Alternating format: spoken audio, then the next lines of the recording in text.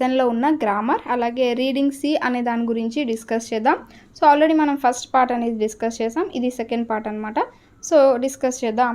Stumbled on అంటే got into by chance, unfortunately అన్నట్టు. Architecture అంటే బిల్డింగ్స్కి వాటికి స్కెచ్ గీసే వాళ్ళని ఆర్కిటెక్చర్ అంటారు.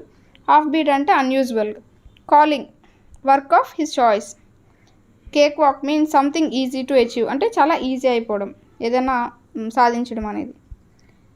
డిఫీడ్ అంటే బ్రోక్. ఇన్స్టింక్టివ్లీ అంటే న్యాచురలీ. ఇమ్యూనియేషన్ అంటే సప్లై ఫర్ బుల్లెట్స్. కరికులం అంటే స్కూల్లో ఉండే సబ్జెక్ట్స్ వాటి అన్నమాట, కోర్స్ అది. Contention means angry disagreement between people. Spontaneous అంటే వితౌట్ ప్లానింగ్, ఎలాంటి ప్లానింగ్ లేకుండా డైరెక్ట్గా గీసేయడం. సో ఇది గ్లాజరీ. వొకాబులరీ కనుక చూసుకుంటే read the following sentence taken from the text. I used to get continuous nightmares about appearing for a maths examinations. The word nightmare means fright and dream. So nightmare అంటే ఒక పీడకల అని మనకు తెలుసు. So ఇక్కడ now read the following sentence and find the appropriate meaning of the words underline. So ఇక్కడ underline చేసిన దానికి అసలైన మీనింగ్ అనేది కనుక్కోమన్నారు. సో ఇక్కడ ఇంట్రెస్టెడ్ అనే దాని కింద, అలాగే అబ్జార్బ్డ్, అలాగే ర్యాప్ట్లీ, ద మిస్టీరియస్ స్టోరీ, ఎంగ్రోజ్డ్, అలాగే ఫ్యాసినేట్ వన్ కింద అండర్లైన్ చేసి ఉన్నారు. వాటి యొక్క మీనింగ్స్ అనేవి కనుక్కోమన్నారు. Varun is interested in archaeology or fond of. Interested అంటే ఫాండ్ ఆఫ్ అని కూడా అనొచ్చు, అంటే ఇంట్రెస్ట్ ఫాండ్ ఆఫ్ అన్న ఒకటే. I was so much absorbed in the maths that I did not notice the thief come in. So immersed. Absorbed అంటే immersed అంటే బాగా లీనమైపోవడం, మునిగిపోవడం అనమాట. The student listen raptly to the lecture అంటే raptly means concentration, full కాన్సన్ట్రేషన్తో వినడం అనమాట. ఎంగ్రోజ్డ్ అంటే interested or involved. The mysterious story engrossed the readers all the way to the surprise ending అంటే ఇన్వాల్వ్, బాగా స్టోరీలో వాళ్ళు ఇన్వాల్వ్ అయిపోయారు అనమాట. Her painting never fails to fascinate the viewers. Fascinate అంటే అట్రాక్ట్ అనమాట. సో అట్రాక్ట్, అతని యొక్క పెయింటింగ్స్ వ్యూవర్స్ని అట్రాక్ట్ చేయడంలో ఎప్పుడు కూడా ఫెయిల్ అవ్వలేదు అని. సో ఈ విధంగా మనం వాటికి సంబంధించి కరెక్ట్ మీనింగ్స్ అయితే ఈ విధంగా రాసుకోవచ్చు. నెక్స్ట్ ఇక్కడ ఇంట్రెస్టెడ్. ఇంట్రెస్టెడ్ అంటే something that excites to do. Absorbed అంటే కంప్లీట్లీ ఇన్వాల్వ్డ్. ర్యాప్ట్ అంటే pay undivided attention. Engrossed means so interested in one thing that you forget yourself. So ఈ విధంగా మనం రాసుకోవచ్చు. Next I look at the following sentence taken from the text. Next look at the following sentence taken from the text. I use to have this terrible nightmare అంటే ఇక్కడ terrible nightmare. Terrible అనేది ఏంటంటే ఒక negative సెన్స్లో ఉపయోగిస్తూ ఉంటాం.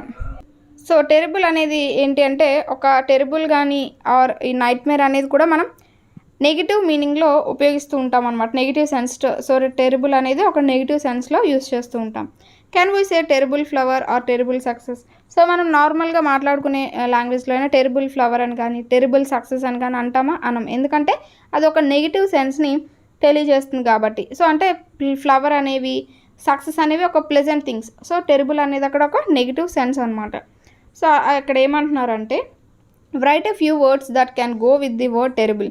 Terrible అనే వర్డ్ని use చేసి కొన్ని వర్డ్స్ అనేవి రాసి వాటితో ఓన్ అంటే సొంతంగా వాక్యాలు అనేవి రాయమంటున్నారు. ఇక్కడ terrible experience. We had a terrible experience when we met with an accident. So accident అయినప్పుడు మేము టెరిబుల్ ఎక్స్పీరియన్స్ని పొందాము. నెక్స్ట్ ఒక terrible news. Terrible news. I afraid. So ఒక టెరిబుల్ అంటే టెరిబుల్ న్యూస్ అనొచ్చు, అలాగే టెరిబుల్ ఇన్సిడెంట్. టెరిబుల్ ఇన్సిడెంట్ అనొచ్చు, terrible weather, terrible behaviour. So ఇలా మనం so terrible news, terrible incident, terrible weather, terrible behaviour, ఇలా మనం ఇవన్నీ కూడా నెగిటివ్ సెన్స్లో యూజ్ చేయొచ్చు అనమాట. It was a terrible weather అంటే ఈ వెదర్ అనేది చాలా టెరిబుల్గా ఉంది, అంటే హాట్గా ఉంది, ఇలా ఏమన్నా. My friend has a terrible behaviour. So మా ఫ్రెండ్కి చాలా టెరిబుల్ బిహేవియర్ అనేది ఉంటుంది. అలా మనం ఏదైనా రాసుకోవచ్చు అనమాట సొంత వాక్యాల కింద. Next look at the following words and right the possible word combinations. So word combinations అంటే ఇక్కడ అగ్లీ. సో అగ్లీకి సంబంధించి ఏవి అంటే సినోనిమ్స్ లాగా అనమాట, పర్యాయ పదాలుగా అన్నట్టు. సో అగ్లీ అంటే అన్అట్రాక్టివ్, నాస్టీ, అన్ప్లెజెంట్ ఇవన్నీ రాసుకోవచ్చు. సో నాస్టీ, అలాగే అన్ప్లెజెంట్, నాస్టీ, అన్ప్లెజెంట్, అన్అట్రాక్టివ్ ఇవి రాసుకోవచ్చు. Next sweet.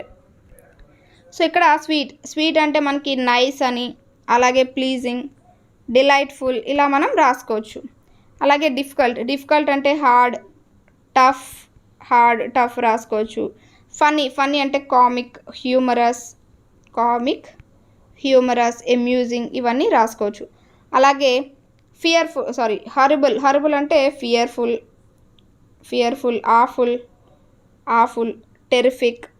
ఆఫుల్, టెరిఫిక్ ఇలా మనం రాసుకోవచ్చు అనమాట. నెక్స్ట్ ఆర్డినరీ అంటే కామన్, నార్మల్, యూజువల్ ఈ విధంగా మనం రాసుకోవచ్చు. సో ఇవన్నీ సినోనిమ్స్ కిందకి మనకి వస్తూ ఉంటాయి. Next look at the following word taken from the text. So board అనేది మనకి ఇవ్వడం జరిగింది. Does the word board have only one meaning or more than one meaning? So board అనే దానికి ఒక మీనింగ్ ఉన్నదా లేదంటే అనేక మీనింగ్స్ అనేవి ఉన్నాయా అని అంటున్నారు. Let us know understand the different meanings of board. So బోర్డ్కున్న డిఫరెంట్ మీనింగ్స్ అనేవి ఇక్కడ మనం అంటే తెలుసుకోవచ్చు చూడండి అంటున్నారు. A board has a noun can be. So board అనేది ఒక నౌన్గా యూజ్ చేసినప్పుడు మనం ఎలాంటి సిచ్యువేషన్స్లో యూజ్ చేస్తాం? ఏ పీస్ ఆఫ్ వుడ్ని బోర్డ్ అంటారు. A group of decision making people in an organisation or institution. So ఇన్స్టిట్యూషన్లో కానీ ఒక ఆర్గనైజేషన్లో కానీ కొంతమంది ఉన్న సమూహాన్ని బోర్డ్ అని అంటారు. అండ్ ఆర్గనైజేషన్ని బోర్డ్ అంటారు. ద స్టేజ్ ఇన్ ది థియేటర్ని బోర్డ్ అంటారు. Meals provide during the stay in a hotel అంటే హోటల్లో స్టే చేసి మీల్ ప్రొవైడ్ చేస్తే బోర్డింగ్ అని అంటుంటాం. సో అది బోర్డ్ అంటారు. అలాగే సో ఇవన్నీ ఏంటి బోర్డ్ని ఒక నౌన్గా యూజ్ చేసినప్పుడు ఆయా సందర్భాల్లో ఉపయోగిస్తూ ఉంటాం. అలాగే the same word board can have the following meanings when it acts as a verb. So ఒక వెర్బ్గా యాక్ట్ చేసినప్పుడు ఎలా యూజ్ చేస్తాం అంటే ఎలా చేస్తాము అనేది ఇక్కడ ఇచ్చాడు అనమాట. To get and plane or ship. So plane, ship వాటిని బోర్డ్ అంటాం. To pay to eat meals and sleep in someone's house. So ఎక్కడైనా మనం వాళ్ళ ఇంటి దగ్గర భోజనం చేసి ఉండడాన్ని బోర్డింగ్ అంటాం. To arrange for a pet animals temporarily. So pet యానిమల్స్కి టెంపరీగా ఉండడానికి చేసిన దాన్ని బోర్డ్ అంటాం. సో ఇలా మనం ఈ యొక్క సందర్భాల్లో బోర్డ్ అనేది యూజ్ చేస్తూ ఉంటాం. అయితే ఇక్కడ మనకి ఏమి ఇచ్చాడంటే ఒక పారాగ్రాఫ్ అనేది ఇచ్చి అక్కడ ప్రెజెంట్ అనే దాన్ని వర్డ్ని యూజ్ చేశారు. సో ఆ ప్రెజెంట్ అనేది ఏ సిచ్యువేషన్లో వాడారు అనేది మనకి ఇక్కడ ఇచ్చారు, అంటే మనల్ని రాయమన్నారు అనమాట. Last Sunday I attend Lahari's birthday party. All her family members and friends were present. So present అంటే అక్కడ ఫస్ట్ దానికి అటెండ్ అని అర్థం, అటెండ్ అయ్యారు. దేర్ అంటే ప్రెజెంట్ అంటే అక్కడ అటెండ్ అని అర్థం. There in the beginning of the party Lahari's father presented అంటే ఇంట్రడ్యూస్డ్ అనమాట. సో అందరినీ introduced. Mister Mrunalini Gupta the world number 1 Kathak artist at present అంటే నవ్ అని. సో అప్పుడు ఈలోపు ఆమె వచ్చారు. మిస్ గుప్తా డిడ్ ప్రెజెంట్ అక్కడ అంటే పెర్ఫార్మ్డ్ అనమాట. సో ఆమె వచ్చి పెర్ఫామ్ చేశారనమాట. ఏ scintillating show. I enjoyed the party a lot. At the end, I gave Lahari a marvelous gift అనమాట. లాస్ట్ ప్రెజెంట్ అంటే గిఫ్ట్ అంటే ఇక్కడ ప్రెజెంట్ని అటెండ్ అనే మీనింగ్లో, ఇంట్రడ్యూస్డ్, నౌ, పెర్ఫార్మ్డ్, గిఫ్ట్ ఇలా సందర్భాన్ని బట్టి రకరకాలుగా మనం ఈ ప్రెజెంట్ అనే దాన్ని యూజ్ చేస్తాం. అంటే ఒక వర్డ్ని మనం దాని యొక్క సందర్భాన్ని బట్టి ఎన్నో రకాలుగా యూజ్ చేస్తూ ఉండొచ్చు అనమాట. నెక్స్ట్ ఇక్కడ pick out similar words from the text or elsewhere that can be used as both a noun and a verb. అంటే ఇక్కడ మనల్ని ఏమంటున్నారంటే ఒక వర్డ్ తీసుకొని దాన్ని నౌన్ గాను వెర్బ్ కానీ రాసుకోవచ్చు అనే దాన్ని రాయమంటున్నారు. సపోజ్ లవ్ అనేది ఉన్నదా, సో లవ్ను ఒక నౌన్ గాను ఒక ప్రొనౌన్ గాను. So I love my India అనేది సో నేను ప్రేమిస్తున్నాను నా దేశాన్ని అనేది అక్కడ ఒక వెర్బ్గా యూస్ అవుతుంది. సో అలా మనం రాసుకోవచ్చు అనమాట. Next bowl. సో బౌల్ అనేది ఒక పాత్ర అనే దాంట్లో రాసుకోవచ్చు. నెక్స్ట్ బౌల్స్ అంటే బంతిని విసరడం అనేది వెర్బ్ కింద. సో బౌల్ అంటే ఒక పాత్ర ఇలా కూడా రాసుకోవచ్చు. అలాగే పార్క్. సో పార్క్ అంటే మనం వెళ్ళి ఆడుకునే పార్క్ అవ్వచ్చు. నెక్స్ట్ పార్క్ అంటే ఏవైనా కార్స్ అవి పార్క్ చేస్తాం కదా, సో అదే అంటే ఇది వెర్బ్ గాను ఇది నౌన్ గాను రాసుకోవచ్చు. నెక్స్ట్ ఫ్లై అంటే మనం ఎగరడం అన్నట్టు రాసుకుంటూ ఉంటాం. అలాగే ఇన్సెక్ట్ అనేది, సో ఫ్లై అంటే ఎగరడం, ఇది వెర్బ్. ఇన్సెక్ట్ అనేది ఒక నౌన్. సో ఫ్లైస్ అన్న ఇన్సెక్ట్స్ని అంటూ ఉంటాం కదా అలా. వాచ్ అనేది మనం చేతికి పెట్టుకునే వాచ్ కింద, నౌన్ కింద వాడుతూ ఉంటాం. అలాగే వాచింగ్, వాచ్డ్ ఇవన్నీ కూడా వెర్బ్ కింద మనం వాడుతూ ఉంటాం. సో ఇలా కొన్ని వర్డ్స్ అనేవి వెర్బ్, నౌన్ రెండింటిగా కూడా మనం యూజ్ చేస్తూ ఉంటాం అన్నమాట. నెక్స్ట్ గ్రామర్లో మనకి చాలా చాలా ఇంపార్టెంట్. ప్రీవియస్లో కూడా మనకి ఈ చిన్న టాపిక్ నుంచే ఎన్నో, అంటే ఖచ్చితంగా ఒక బిట్ అనేది వచ్చిందనమాట. చాలా బాగా చూడండి, ఇంపార్టెంట్ కూడా మనకి. ఏంటి అంటే ఏం లేదు, ఒక్క చిన్న లైన్ అంతే. I used to be so interested in playing, I would receive canning every week. Both used to and would are used to talk about habitual actions of the past. So used to అనే దానిపైన ప్రీవియస్లో question అనేది వచ్చిందనమాట. అంటే ఒక sentence ఇచ్చి ఇందులో used to అనేది ఎప్పుడు యూజ్ చేస్తారు అనే క్వశ్చన్ అనేది అడగడం జరిగింది. సో ఇక్కడ యూజ్డ్ టు అనేది ఎప్పుడు యూజ్ చేస్తారు అంటే ప్రీవియస్లో, ఇక్కడ యూజ్డ్ టు, వుడ్ అనేది రెండు మనకి ఇచ్చారు. సో ఈ రెండు ఎప్పుడు యూజ్ చేస్తారంటే ప్రీవియస్లో మనకు ఒక అలవాటు ఉండేది, పాస్ట్లో మనకు ఒక అలవాటు ఉండేది, కానీ ఇప్పుడు అది లేదు అని చెప్పడానికి యూజ్డ్ టు అనేది యూజ్ చేస్తూ ఉంటారనమాట. సో అది మనకి, సో ఇక్కడతో మనకి గ్రామర్ అనేది అయితే కంప్లీట్ అయిపోయింది. సో నెక్స్ట్ మనకి రీడింగ్ సిలో they literally build the nation. So they literally build the nation. They అంటే ఇక్కడ ఎవరు? సివిల్ ఇంజనీర్స్ అనమాట. సో సివిల్ ఇంజనీర్స్ గురించి ఇది మొత్తం కూడా మనకి ఉండడం జరుగుతుంది. సో లిటరల్లీ అంటే నాలెడ్జ్. సో వాళ్ళ నాలెడ్జ్తో ఏ విధంగా బిల్డ్ చేశారు ఇదంతా అనేది ఇక్కడ మనకి ఇవ్వడం జరుగుతుంది. Civil engineering is one of the oldest disciplines of engineering. So ఇక్కడ డిసిప్లైన్స్ అంటే కొన్ని శాఖలు అన్నట్టు. సో సివిల్ ఇంజనీర్లోనే ఎన్నో డిఫరెంట్ టైప్స్ అనేవి మనకు ఉంటాయి. సో వాటన్నింటిలో సివిల్ ఇంజనీరింగ్ అనేది చాలా ఓల్డ్ అనమాట. It involves the disciplines of engineering అంటే మనకి మెకానికల్, కెమికల్ ఇలా ఇవన్నీ వస్తాయి. వాటిలో సివిల్ ఇంజనీరింగ్ అనేది బాగా పురాతనమైంది అనమాట. It involves the design, construction and management of infrastructure, highways, railways, airports, harbors, bridges, tunnels, ensuring supply of high quality water, among others, and hence the term is used in a very broad sense. So ఇది అంటే వీళ్ళు ఎన్ని పనులు అనేవి చేస్తారంటే, so construction design చేస్తారు, వాటిని manage చేస్తారు, ఇన్ఫ్రాస్ట్రక్చర్ వాటన్నింటినీ మేనేజ్మెంట్ అనేది చూసుకుంటారు. హైవేస్, రైల్వేస్, బ్రిడ్జెస్, టనల్స్ ఇవన్నీ కన్స్ట్రక్ట్ చేయడానికి చూసుకుంటూ ఉంటారు. అలాగే వాటర్ సప్లై కానీ మిగతా అన్నీ కూడా చూసుకుంటూ ఉంటారు. అందుకనే దీన్ని బ్రాడ్ సెన్స్లో అంటే చాలా విస్తృతంగా చూస్తూ ఉంటారనమాట. It may not be an exaggeration to state that almost very major project as a contribution from A civil engineer. It may not be exaggeration అంటే అతిశయోక్తి. సో వీళ్ళే చాలా వరకు ఒక మేజర్ రోల్ ప్లే చేస్తున్నారు అని చెప్పడంలో ఎలాంటి అతిశయోక్తి లేదు అని చెప్తున్నారు. The role of the civil engineer has been continuously changing. So వాళ్ళ రోల్ అనేది, వాళ్ళ పాత్ర అనేది రోజుకి చేంజ్ అయిపోతుంది. ఎందుకంటే టెక్నాలజీ అనేది డెవలప్ అవుతుంది. సో ఈ కన్స్ట్రక్షన్స్ ఇవన్నీ మారిపోతున్నాయి. సో పీపుల్ యొక్క అభిరుచులు మారిపోతున్నాయి. వీటన్నిటికీ తగ్గట్టు వాళ్ళు కూడా ఎప్పటికప్పుడు అప్డేట్ అవుతూ చేంజ్ అవుతూ ఉండాలన్నమాట. Earlier engineers would focus their efforts on production of site plans, crank out drawings, turn them over to contractors and pretty much be done with it. But things are much more sophisticated these days. అంటే sophisticated అంటే చాలా advance అయిపోయాయి అనమాట. ఇంతకుముందు ఏంటి, ఒక plan గీసామా, site చూసామా, ఒక ప్లాన్ గీసామా, అది కాంట్రాక్టర్కి ఇచ్చేసామా, వాళ్ళు కట్టుకున్నారా, అంతే, అలా ఉండేది. కానీ ఇప్పుడు చాలా అడ్వాన్స్ అయిపోయాయి అనమాట. చాలా బాధ్యతలు అనేవి వీళ్ళపైన వచ్చి పడ్డాయి.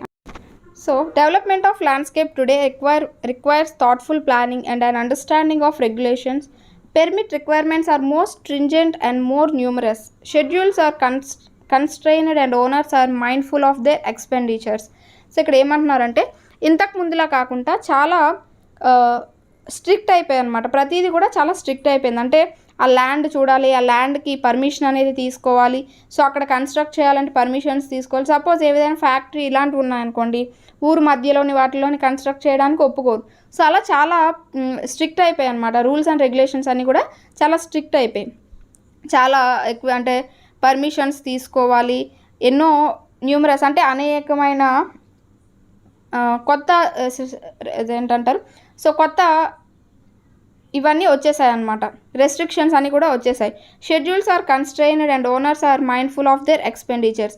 సో అలాగే వాళ్ళ యొక్క స్థాయికి తగ్గట్టుగా, అంటే ఎక్స్పెండిచర్స్ అంటే ఇంతకుముందు ఏంటి, ఒక ఇల్లు మీకు కట్టాలి అంటే సో ఎంతో కొంత బేరం అనేది మాట్లాడుకొని సో మేము ఇచ్చేస్తాం, మీరు కట్టేసి ఇచ్చేయాలి, ఇలా ఉండాలి. కానీ ఇప్పుడు ఏంటంటే ఈ ఎవరైతే కన్స్ట్రక్షన్కి ఇస్తున్నారో టెండర్స్ అనేవి ఇస్తారు, వాళ్ళు ఏంటి డైరెక్ట్గా ఓనర్సే ఆ ఎక్స్పెండిచర్ ఎంత అవుతుంది, ఎంత ఖర్చు అవుతుంది, ప్రతి దానికి చూసుకుంటూ ఉన్నారు. సో ఇలా వాళ్ళకి చాలా కష్టమైపోతుంది అనమాట.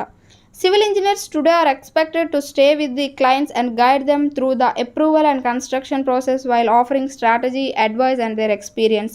సో ఇప్పుడు ఎలా అయిపోయిందంటే వాళ్ళు ఒక ప్లాన్ గీసి ఇవ్వడానికి, వాళ్ళ నుంచి అప్రూవల్ తెచ్చుకోవడం, ఒక ప్లాన్ గీసి ఇవ్వడం, కన్స్ట్రక్షన్ ప్రాసెస్లో కానీ ఆ యొక్క స్ట్రాటజీస్ ఆఫర్ చేయడంలో కానీ, అంటే అలా చేస్తే కాదు ఇలా చేస్తే బాగుంటుంది, ఇలా ఇవన్నీ బాధ్యతలు కూడా ఈ అడ్వైస్లు అవన్నీ కూడా ఈ సివిల్ ఇంజనీర్స్ పైనే పడ్డాయన్నమాట. సో వాళ్ళ ఎక్స్పీరియన్స్ అంతా యూజ్ చేసి చేయాల్సిన పని అనేది వచ్చింది.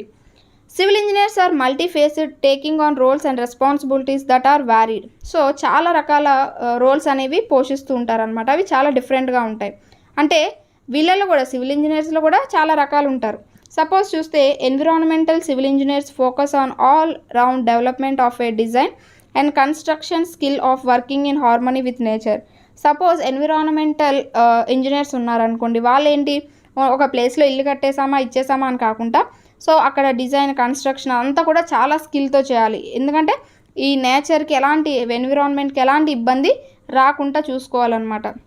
With the focus on environmental issues such as waste water, sewerage disposal, engineers operate as guardians of nature. So ఎలా అంటే వాళ్ళు వేస్ట్ వాటర్ పోవడానికి కానీ వేస్టేజ్ పోవడానికి ఇలా ప్రతిదీ వాళ్ళు చూసుకొని కన్స్ట్రక్ట్ చేయాల్సి ఉంటుంది. సో అలా ఏంటంటే వాళ్ళు ఒక నేచర్ని కాపాడే వాళ్ళుగా వాళ్ళ బాధ్యత అనేది దానిపైన వీళ్ళపైన ఉన్నది. Structural engineers are responsible for design of buildings, offshore oil platforms etcetera. So structural engineers అంటే బిల్డింగ్స్ కన్స్ట్రక్ట్ చేయడం కానీ, ఆయిల్ షో అంటే భూమి నుంచి ఆయిల్ అవి తీస్తారు కదా, సో వాటిని కన్స్ట్రక్ట్ చేయడం కానీ ఇవన్నీ చేస్తారనమాట. Highway engineers are responsible for design of traffic flow planning, roadway, geometry designs etcetera. So హైవేకి సంబంధించిన ఇంజనీర్స్ ఏం చేస్తారు, ఆ రోడ్స్ని, ఆ ట్రాఫిక్ రూల్స్ని, ఆ కన్స్ట్రక్షన్స్ వాటన్నింటినీ చేపడుతూ ఉంటారనమాట. Structural engineers are involved in the design of small residential buildings. So structural engineers ఏం చేస్తారంటే చిన్న చిన్న బిల్డింగ్స్ అనేవి కడతారు. మల్టీ స్టోరేడ్ బిల్డింగ్స్ అంటే ఒక అంతస్తులు, బహుళ అంతస్తులు ఇల్లులు కడతారు. మైక్రోవేవ్ టవర్స్ని కానీ, ట్రాన్స్మిషన్ లైన్స్కి ఎలక్ట్రిసిటీ పైప్ లైన్స్ ఇవన్నీ వీళ్ళే చూసుకుంటూ ఉంటారనమాట. ఆయిల్, గ్యాస్, వాటర్ సప్లై ఇవన్నీ కూడా వీళ్ళు చూసుకుంటూ ఉంటారు స్ట్రక్చరల్ ఇంజనీర్స్ అనేవారు. Construction engineers plan and coordinate construction projects. They may have a job title such as constructor, construction superintendent, general superintendent, project engineer ఇలా. అంటే కన్స్ట్రక్షన్ ఇంజనీర్స్ అనేవాళ్ళు వాళ్ళు ప్లాన్ చేసి ఆ కన్స్ట్రక్షన్ ప్రాజెక్ట్స్ అన్నీ చేపడతారు కదా, వాళ్ళకి కొన్ని స్టేజెస్ అనేవి ఉంటాయి అన్నమాట, టైటిల్స్ అనేవి ఉంటాయి. సపోజ్ టీచర్, ప్రిన్సిపల్ ఇలా మనం ఎలా చెప్తున్నామో అలాగే constructor, construction superintendent, general superintendent ఇలా వాళ్ళకి కొన్ని నేమ్స్ అనేవి ఉంటూ ఉంటాయన్నమాట. Construction managers evaluate and determine appropriate construction methods and the most cost effective plan and schedule. So construction managers ఏం చేస్తారంటే దానికి తగ్గ ప్లాను, దానికి తగ్గ మనీ ఎంత అవుతుంది ఏంటి ఇలాంటివన్నీ చెప్తూ ఉంటారనమాట. This may require sophisticated estimating. Sophisticated అంటే చాలా అడ్వాన్స్డ్, ఇవన్నీ లెక్క వేసి చెప్పాలంటే చాలా అడ్వాన్స్డ్ మైండ్ అనేది ఉండాలన్నమాట. టెక్నిక్స్, అలాంటి టెక్నిక్స్ అనేవి, షెడ్యూల్ టెక్నిక్స్ అనేవి కూడా ఉండాలి. Construction managers regularly review engineering and architectural drawing and specifications to monitor progress and ensure compliance with plans and schedules. So daily వీళ్ళ పని ఏంటంటే ఆ ప్లాన్స్ని చూడాలి, ఆర్కిటెక్చర్ డ్రాయింగ్స్ని చూడాలి, వాటిలో ఏమైనా మార్పు చేయాలంటే చేయాలి, అలాగే ఆ ప్లాన్స్ షెడ్యూల్స్ని దగ్గరుండి మేనేజ్ చేస్తూ ఉండాలి. ఇలా అన్ని పనులు కూడా వీళ్ళు చేయాల్సి ఉంటుందన్నమాట.